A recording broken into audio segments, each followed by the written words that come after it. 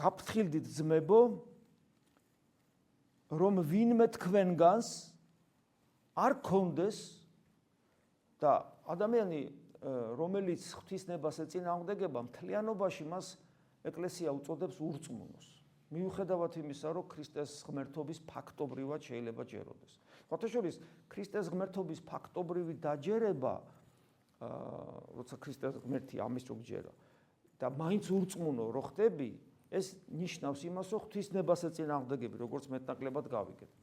ღვთისნების საწინააღმდეგო ქმედება არის ეკლესიისადმი არაჯანსაღი დამოკიდებულება. იმიტომ რომ ღვთისნებით განცხადა, რომ ეკლესია დაარსებული არის ღმერთის თავად ქრისტეს მიერ. ეკლესია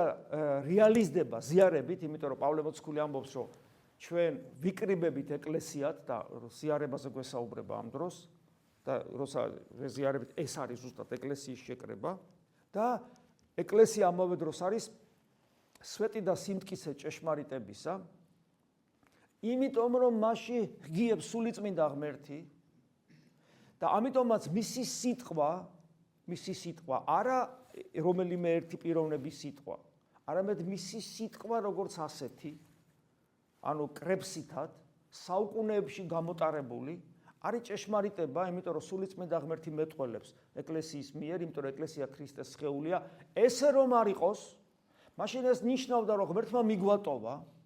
ასე რომ არ იყოს, არც წმინდა წერილი არ არის სანდო, იმიტომ რომ ისიც ეკლესიის ნაყოფია, როგორ შეიქმნა ეს 27 წიგნი, რატომ არის და რატომ სხვა წიგნები არ არის შესული და ასე შემდეგ და რატომ ნაკლები არ არის და ასე შემდეგ, ვინც ეს ისტორია იცის, ის ცალსახად ამბობს, რომ ეკლესია არის პირველადი, როგორც ქრისტეს მისტიური სხეული და წმინდა წერილი არის მეორადი და იგი მეხუთე საუკუნეში საბოლოოდ დაიბეჭდა, რომ აი ეს და არა სხვა, რა თქმა უნდა პირველი საუკუნეებიდან მოდის, მაგრამ საბოლოოდ ეკლესიის ავტორიტეტმა თქვა, რომ ეს უნდა იყოს და არა სხვა, ავტორიტეტმა რომელიც გახმოვანდა წმინდა მამების მიერ წმინდა წერილს ცნობენ და ის ვინც უთხრა რომ ეს არის სინამდვილე და სხვა წერილები რომელიც უამრავია მინდა გითხრათ რამდენიმე ათეული წმინდა წერილის სახელდებით არსებობს მოციქულთა წერილები სახარებები რამდენიმე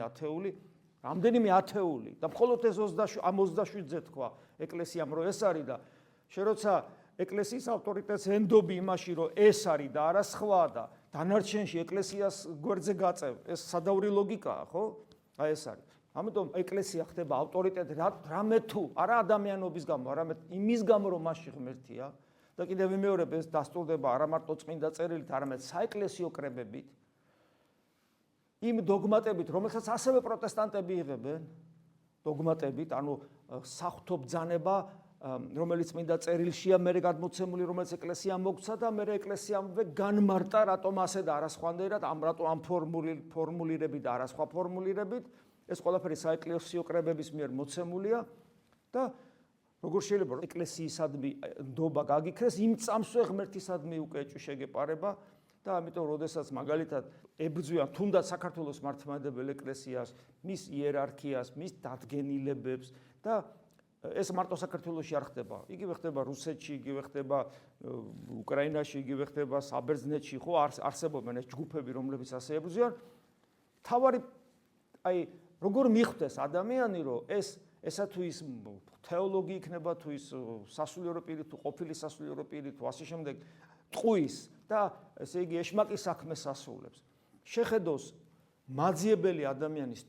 თვალებით ამ ადამიანს, მაძიებელი ადამიანის